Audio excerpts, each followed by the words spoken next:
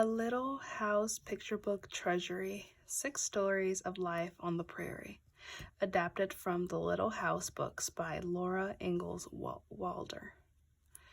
Laura Ingalls Wilder is the author of the book. She was the one who wrote these stories.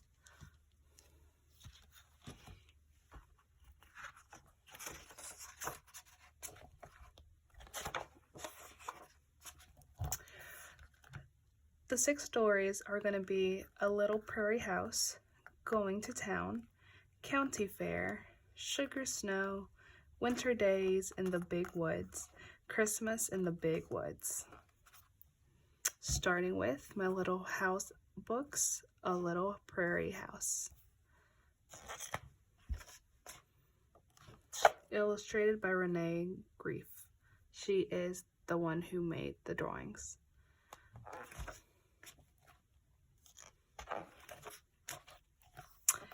Once upon a time, a little girl named Laura traveled in a covered wagon across the giant prairie. She traveled with her pa, her ma, her big sister Mary, her little sister Carrie, and their good old bulldog Jack. They were searching for the perfect place to build themselves a little house.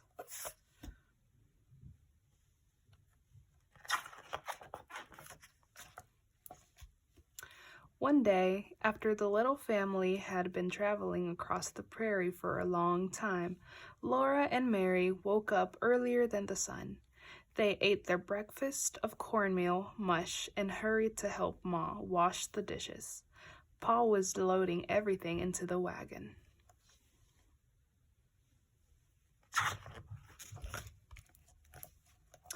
When the sun rose, they were driving across the prairie. There was no road to drive on, so Pet and Patty, the 2 gentle Mustangs, waded through the grasses. A Mustang is a horse, which we see right here.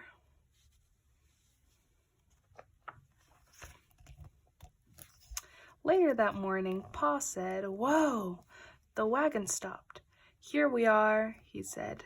"Right here we'll build our house." Laura and Mary jumped to the ground. All around them, there was nothing but prairie. Prairie is a large field, as we see right here.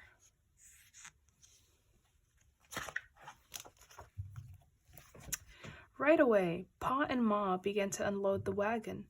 They took everything out and piled it on the ground, while Laura and Mary and Jack watched. Then Pa drove the wagon down into the prairie, out of sight, to get a load of logs from the creek bottom.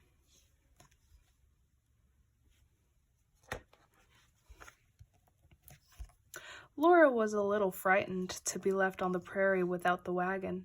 She wanted to hide in the tall grass like a little prairie chicken. But instead, she helped Ma, while Mary sat on the grass and minded baby Carrie.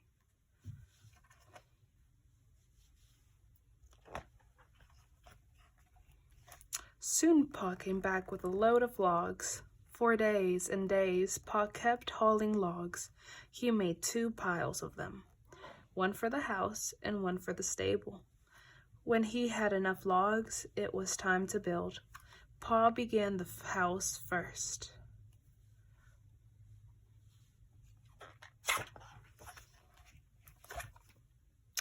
All by himself, Pa built the walls of the house, 3 logs high, and then Ma helped him. Log by log, Pa and Ma built the walls higher and higher. Soon, Laura couldn't climb over them anymore.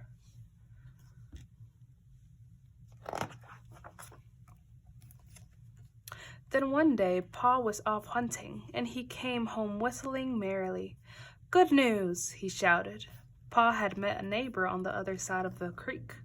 His name was Mr. Edwards, and he was going to help Pa finish building the house. Then, Pa would help Mr. Edwards build his house.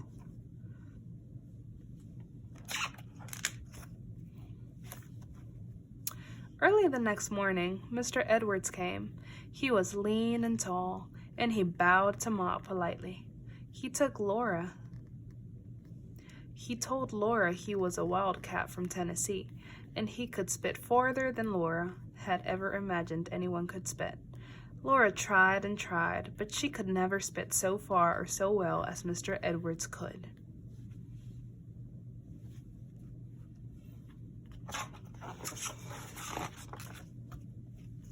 Mr. Edwards was a fast worker, and one day he and Pa built the walls of the little house as high as Pa wanted them.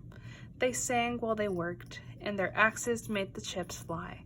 They cut a tall hole for the door, and square holes for the windows.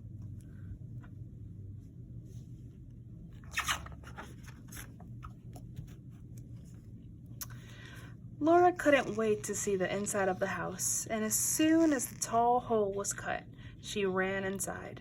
Stripes of sunshine came through the cracks in the walls and went all across Laura's hands and arms and feet. Here we see the lines.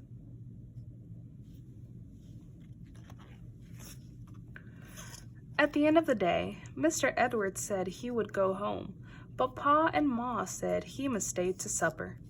Ma had made stewed jackrabbit and steaming hot, thick cornbread with molasses. Mr. Edwards said he surely did appreciate that supper. Then Pa took out his fiddle and began to sing.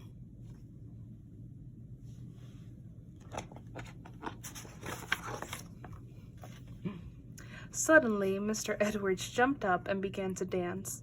He danced like a jumping jack in the moonlight, while Pa's fiddle kept on rollicking, and Laura and Mary's hands were clapping together. Pa played and played, and Mr. Edwards danced and danced.